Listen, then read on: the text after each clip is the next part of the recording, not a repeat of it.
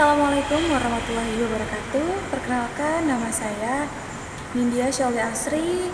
Saya dari kelas PAI 4A semester 4. Di sini saya akan menjelaskan materi mengenai prinsip-prinsip komunikasi pembelajaran. Yang pertama ada prinsip kesadaran.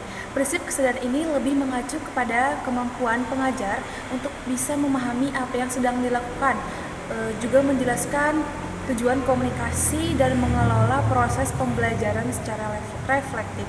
Jadi intinya prinsip kesadaran ini mencakup pemahaman apa tentang kebutuhan siswa tersebut dan bisa membaca situasi pembelajaran.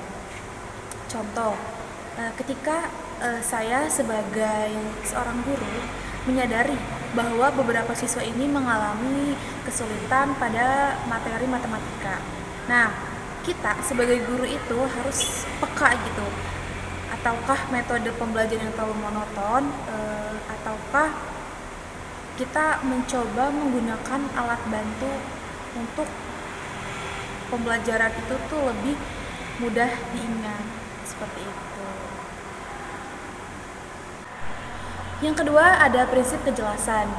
Jadi prinsip kejelasan ini adalah kemampuan untuk menyampaikan pesan secara jelas sehingga tidak menimbulkan multi interpretasi.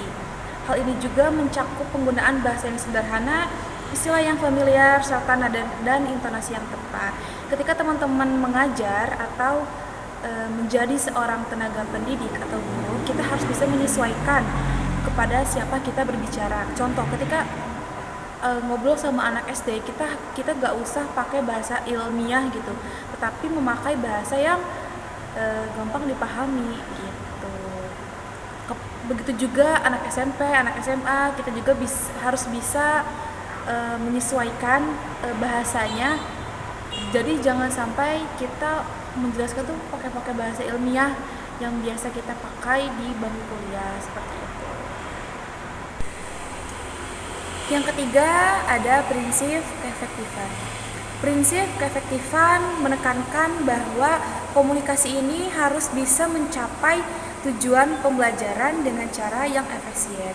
Hal ini juga mencakup penggunaan metode yang tepat, juga penyampaian informasi secara singkat namun padat, serta melibatkan siswa secara aktif gitu. Jadi kalau misalnya di kelas itu kita sebagai guru harus bisa menciptakan ruang diskusi yang hidup gitu.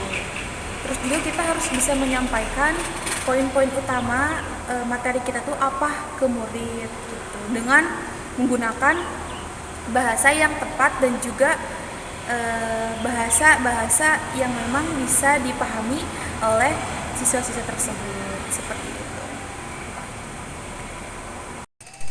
Kesimpulan, yang pertama ada prinsip kesadaran.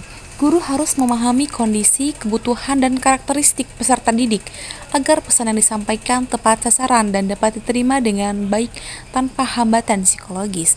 Yang kedua, prinsip kejelasan. Pesan harus disampaikan dengan bahasa yang jelas, terbuka, dan mudah dipahami sehingga tidak menimbulkan multi-interpretasi dan membangun kepercayaan peserta didik. Yang ketiga ada prinsip keefektifan, yaitu komunikasi dikatakan efektif jika pesannya itu sampai, dipahami, dan mampu mencapai tujuan pembelajaran melalui interaksi dua arah antara guru dan peserta didik. Sekian materi yang bisa saya sampaikan. Wassalamualaikum warahmatullahi wabarakatuh.